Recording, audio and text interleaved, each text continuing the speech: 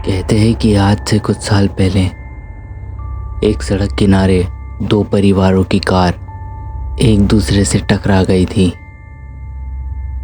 उस दुर्घटना के बाद दोनों परिवारों में बहुत लड़ाई हुई। लड़ाई इतनी बढ़ गई कि बात मारपीट तक उतर आई और फिर दोनों परिवारों ने अपनी अपनी कार में से हथियार निकालकर एक दूसरे पर वार करना शुरू कर दिया। लड़ाई में सबने एक दूसरे के सर काट दिए। उस लड़ाई में कोई भी जिंदा नहीं बचा। जो आखिरी शख्स जिंदा बचा था वो भी बहुत ज़्यादा जख्मी होने की वजह से थोड़ी देर में ही दम तोड़ देता है। फिर कुछ साल बाद तानिया और रोहन अपने कज़न की शादी से रिटर्न आ रहे थे। रात का समय था, सुनसान रोड था। तानिया डर रही थी क्योंकि वो एरिया सेफ नहीं था। वहाँ के बहुत से किस्से थे। आए दिन वहाँ एक्सीडेंट की बातें होती थी और भूत प्रेत वाली कहानियाँ वहाँ से सुनने में आती थी। कहते थे रात में वहाँ से निकलना मतलब मौत को न्योता देने जैसा है। रोहन, अभी भी टाइम है, हम लौट जाते हैं। सुबह अर्ली मॉर्निंग निकल जाएंगे। यार सुबह मुझे ऑफिस जाना है, मेरी एक इम्पोर्टेंट मीटिंग है। तुम बात को समझती क्यों नहीं हो? बात तो तुम नहीं समझ रहे हो।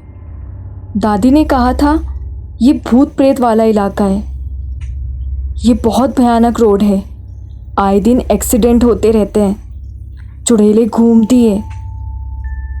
जो यहाँ से निकलता है उसको ही अपना शिकार बना लेती है। यार स्टॉप इट तानिया, तुम्हें पता है क्या बोल रही हो तुम? ऐसा कुछ नहीं होता, ये सब अंधविश्वास की बातें हैं। दादी का तो बुढ़ापे का है, वो कुछ भी बोलती हैं। तुम नहीं समझोगे, ऐसा होता है। पूरे रोड पर कोई नहीं था, बस थी तो वो सिर्फ उनकी गाड़ी। फिर अचानक से गाड़ी चलते चलते बंद हो गई। अरे ये क्या हुआ? देखा, मैंने कहा था ना, इस जगह पर कुछ तो है। यहाँ कुछ ना कुछ तो होता ही है। कुछ तो है इस रास्ते में। तुम फिर शुरू हो गई। मैं देखता हूँ। कुछ नहीं हुआ है, अभी स्टार्ट हो जाएगी। फिर रोहन गाड़ी को एक दो बार स्टार्ट करने की कोशिश करता है पर गाड़ी स्टार्ट नहीं होती। घने जंगल में इस तरह के हालातों से तानिया बहुत डर जाती है। रोहन उसे समझाने की कोशिश करता है क्योंकि रोहन भूत प्रेत की बातों पर यकीन नहीं करता। लेकिन तानिया को सब कुछ अजीब लग रहा था और उसकी बेचैनी बढ़ते ही जा रही थी। वह घबराते हुए कहती है, ओह नो, अब क्या होगा? अरे कुछ नहीं हुआ है, बस सर्विसिंग ना होने की वजह से इंजन थोड़ा गर्म हो गया है। ठंडा होने पे अपने आप स्टार्ट हो जाएगी। क्या मतलब? सर्विसिंग नहीं हुई है? तुम इतने केयरलेस कैसे हो सकते हो? और अब पता नहीं ये खटारा ठंडी होने में कितना टाइम लगाएगी।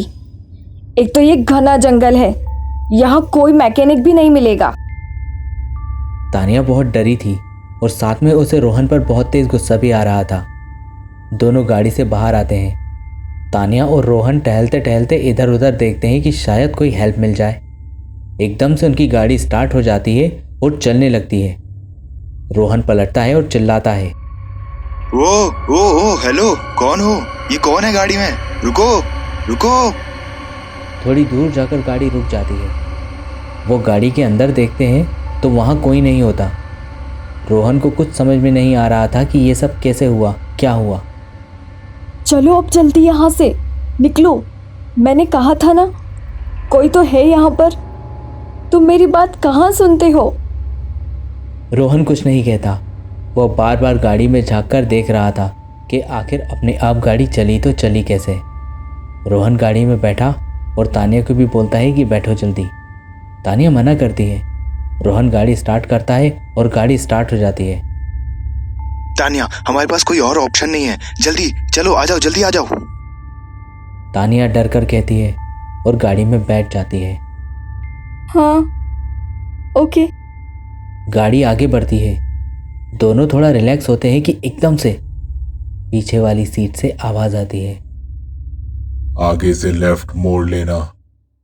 रोहन और तानिया दोनों पलटकर पीछे देखते हैं और जोर से चीखते हैं। वो देखते हैं कि वहाँ एक शरीर है जिसका सर ही नहीं है। रोहन गाड़ी रोक देता है और दोनों गाड़ी से निकलकर तेजी से भागने लगते हैं, पर वो शरीर उनके सामने आ जाता है और बोलता है, चलो मेरे घर, तुम दोनों चलो।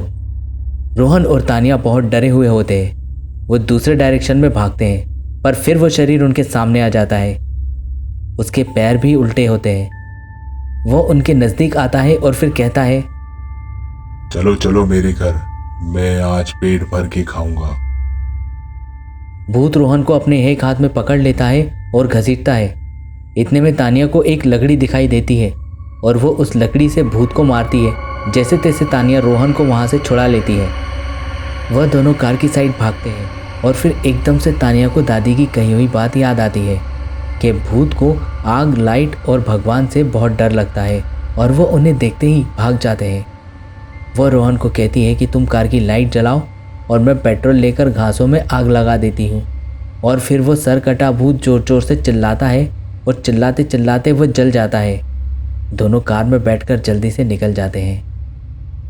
मैंने तुम्हें मना किया था ना यहाँ आने के लिए, लेकिन तुम सुनते ही कहाँ हो। I'm sorry, मैं अब कभी तुम्हारी बात नहीं टालूंगा। रिलैक्स हो जाओ, ठीक है? अब ठीक है सब, है ना? हम जल्दी घर पहुंच जाएंगे, जल्दी पहुंच जाएंगे। रोहन के इतना कहते ही उसकी गाड़ी का सारा पेट्रोल खत्म हो जाता है और कार रुक जाती है। अब क्या हुआ?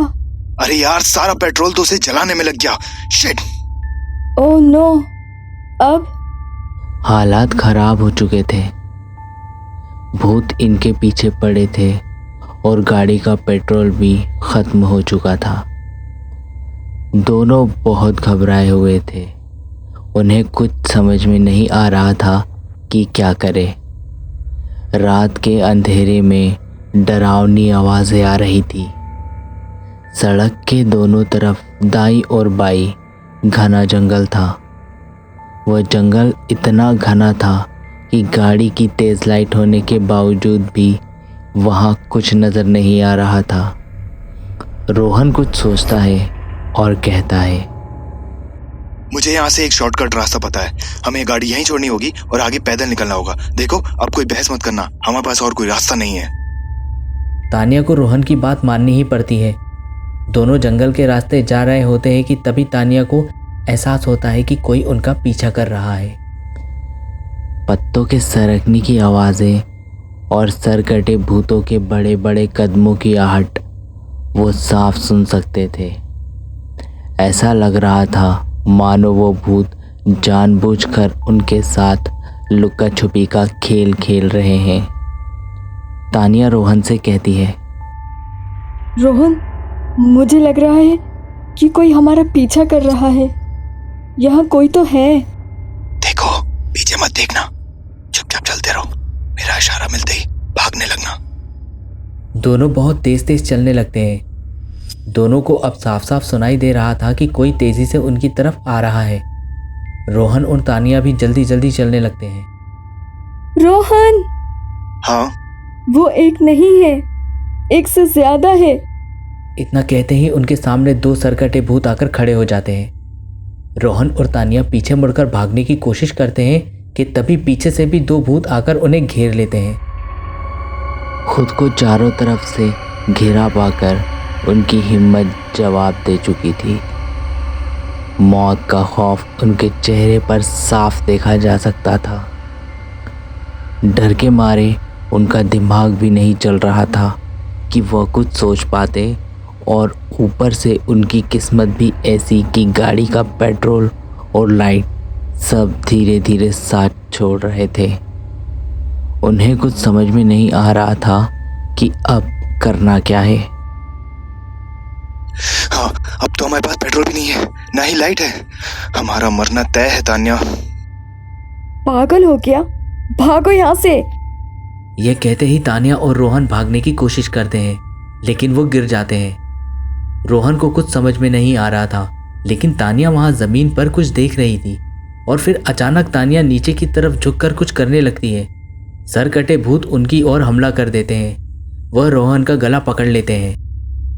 तानिया, तानिया भाग जाओ यहाँ से। तानिया, तुम भाग जाओ तानिया। तानिया उठती है और रोहन को भूत से छुड़ाकर अपनी ओर खींच लेती है। सर कटे भूत उन दोनों पर झपट्टा मार देते हैं, पर जैसे ही वो उनके करीब जाने लगते हैं भूतों में आग लग जाती है और वो चिल्लाते हुए जलने लगते हैं। रोहन बहुत हैरान रह जाता है। तानिया, ये सब कैसे हो रहा है? तानिया रोहन को जमीन की ओर इशारा करती है। रोहन नीचे देखता है तो नतमस्तक हो जाता है, क्योंकि वहाँ उसने गणेश जी बना दिए थे। रोहन चैन की सांस लेता है और वह दोनों वहाँ से चले जाते हैं। उनके वहाँ से जाने के बाद वहाँ उस जंगल में उन भूतों पर लगी आग धीरे धीरे सारे जंगल में फैल जाती है। सारा जंगल जलने लगता है और उस जंगल में मौजूद बाकी के सारे भूत भी आग में झुलस जाते हैं, क्योंकि उस जंगल में 2 परिवार थे।